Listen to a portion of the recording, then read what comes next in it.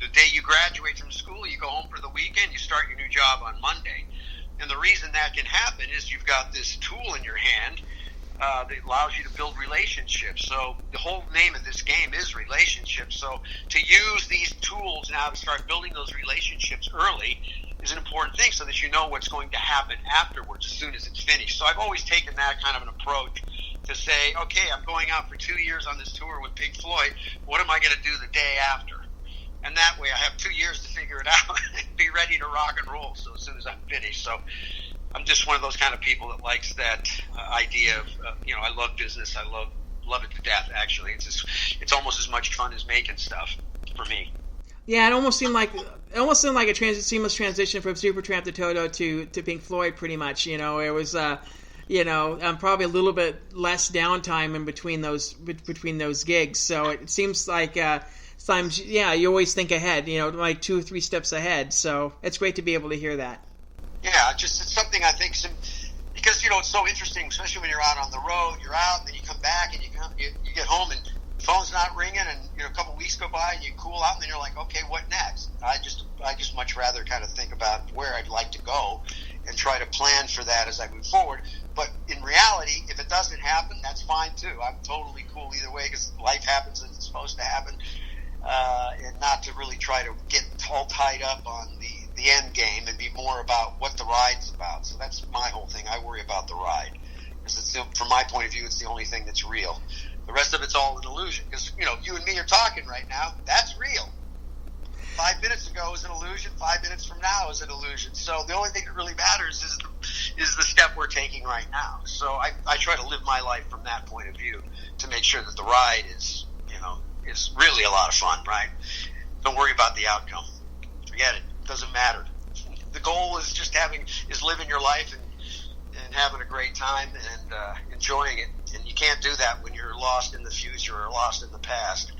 The only way you can live it is live it at this moment, because it's the only thing that's real. So once you grasp that, it becomes it sort of drives everything else that you do from that point on. Yeah, what got you interested in the technology end of your business? I mean, it seems like, that in particular was something that you kind of focus on in a lot of your businesses. Tell me a little bit about that. Well, I've always been kind of on the inventive side. Back, in the early days, I had a studio called Walt Tucker, which was an audio-video post-production facility, but I had designed a whole system called EarMax, which was a thing called visual sound, where we use zooming microphones and MIDI-based tripod systems to marry picture and sound together. So I've always been on the tech side. And then in 1990, I got involved in, I did my first CD-ROM, and it was for a company called Music Bytes, and it was actually music for computer users, because back in the day, if you had a presentation, there was no way to get music onto your presentation. Back on the old 386, 25 megahertz Windows machines. They weren't really multimedia machines in the day. So we created a library, built that. Myself and Jeff Baxter from the Doobie Brothers, we were at Comdex, and we were showing this product off. Comdex was a big trade show in Las Vegas. I looked across the room, and I saw this thing on the screen. I walked over to it, and I saw this not animated, but it was I guess it would be animated, but it was a thing called The Living Book for 5-year-old kids. And it was the first time I saw anybody click on something and it actually moved. And I said, wow, that's my future. So from that point on, I dove in wholeheartedly into the tech world. And 18 months later, I started a company along with Bob Ezrin who produced all the Pink Floyd records, and a gentleman by the name of George Grayson, who at the time was running a 20th largest software company in the United States. We joined forces, and we created a company called Seventh Level about 18 months. And one of my favorite claim to fame, or the thing I'm most proud of, is along with one of my other guys, we produced the world's first interactive cartoon. So since then, I've been so in the tech space, and my kind of career has really been about the understanding the technology and also understanding entertainment. So basically my life has been around that, sort of the conduit between tech and entertainment. And so I've just been stuck in it ever since. I love it, right? And I've had now 4 companies. One of them we took public, which is on NASDAQ. And so I've had a pretty good ride on the business side. Got my ass kicked a couple times too, so that's the entrepreneur thing, but that's part of the whole ride. But yes, I love technology in the sense that it's, I feel that it keeps me younger, and it also, you have to be today because it moves so quickly in every business, and everything is completely impacted by it. So you have to stay on top of it. Are you going to be out here for CES this year? I will be out there for CES, yes. Oh, definitely. We'll have to catch up once you get out here, and talk a little bit more about some of these companies as well. I mean, anything that you're going to be doing out there, or are you just going to be out there looking? Oh, you mean at CES? Actually, I've been tied into the kind of the whole crypto market, the whole blockchain world. And there's usually an event we do there called Coin Agenda that goes on, which is all about the blockchain and kind of the new cryptocurrencies and things. And then I'll be just there kind of visiting all the rest of the companies, but really looking for our company Think, to talk with a lot of the different developers of new technologies, because the Think experience is really about building a sandbox for all these tech companies to bring the latest technologies, to create a kind of a technology theme park, let's say, so to speak. Actually, prior to our shows, people can use their phones and walk around the exhibits and use the AR capabilities, and then brings them into the show, and the phone is part of it. So we're there looking at other companies. We'll be in Vegas talking to companies to see what's the latest and greatest that we can bring into our shows. Yeah, definitely. We'll have to catch up when you get into town and talk Yes. a little bit more about the companies and some of the stuff as well. I mean, it's great to be able to see, like I said, just you doing so much in terms of the tech world. I mean, things have just over the past 30 years have just been, it's funny to think that in 1992. Where our technology it was, and we could probably never imagine where it is now. I mean, it's just amazing to think that we're at that point where we're starting to get immersive experiences and all that as well. And I mean, a lot of that was science fiction back in the day. Oh yeah, and right now it's coming on fast, because here, the listeners, the three main drivers that have happened. We have bandwidth. It's starting to scream. Storage now is so cheap. I remember buying the storage for my, a hard drive for 2 gigs for $800. I just bought 6 terabytes for $300. So, I mean, storage has come down, and bandwidth, storage, and horsepower. This phone that I'm holding in my hand is like, almost 1,000 times more powerful than the 386 25 megahertz machine I was doing back in the year, 1992, 93, right? So technology is flying, and now when you're seeing what's going on with AI, I mean, if you think about it, Uber right now, your boss is an app. So you go to work for a robot every day. You get up, you look at your app, the app talks to you, tells you what you've done. That's the world we're going into. So you're seeing AI coming on quick, and basically the algorithms are going to run everything. Right? That's the deal. It's going to be crazy. We're going to see if the algorithms are going to think we're worthy. Because I could just imagine, let's say you want to go buy a house and you want to go put your loan, then the algorithm goes and looks at all your data and comes back and says, sorry, I don't think you're worthy.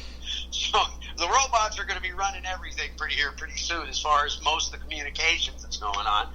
So we're getting ready to go into a very interesting time, because intelligence is being built into everything. Yeah, I mean everything, from pipes in the streets to cement to glass. We just experimented, because we're always doing new things with Think. At our last shows, we have interactive clothing. So there's actually chips built sewn into the machine, into the clothes, and those, by tapping, you can tap to interact, and it starts driving things. So we're going to see intelligence and all this new stuff coming on, and it's coming on fast. So the next 3 to 5 years is probably going to be one of the most accelerated years that people will see incredible change. I mean, most people don't realize what's even happened. That's one thing about being in tech for so much. We have a pretty good idea of, because we're always looking forward to see where things are going, Yeah, part of it is, James Orwell's 1984, Big Brother's watching rule. Well, guess what? Big Brother isn't necessarily a man, it's a computer now, it seems like.